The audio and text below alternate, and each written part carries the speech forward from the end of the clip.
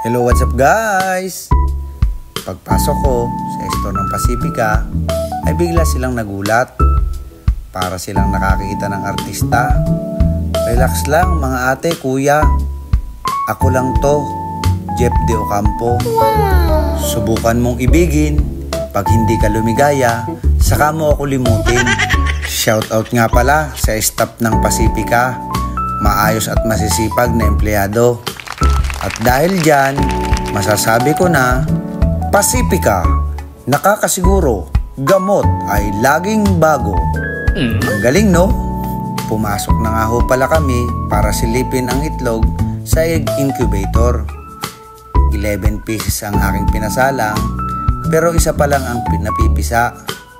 Kaya kinuha ko na din para maisama sa mga sisiw na nasa bahay.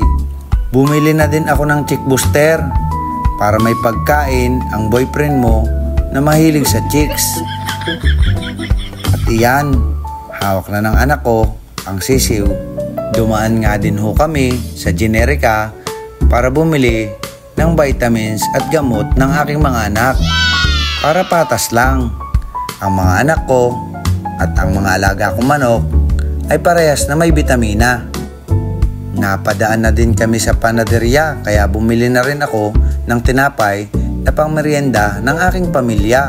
At pag uwi ko, inilagay ko muna ang mga sisiw sa lagayan nila. At pag gising ko kinabukasan, ay binalikan ko naman yung mga ilan pang sisiw na natitira. Pagtingin namin, may pisa na 5. Unfortunately, hindi nakasurvive ang isa. Sa 11, 5 ang natira. Ayan, pinagsama-sama ko na. Tubig na lang ang kulang at lalangoy na sila. Kung nagustuhan mo ang video kong ito, ay baka naman pwede mong i-like. Kung pwede lang naman. Kung hindi naman pwede, i-share mo na lang. Thank you guys!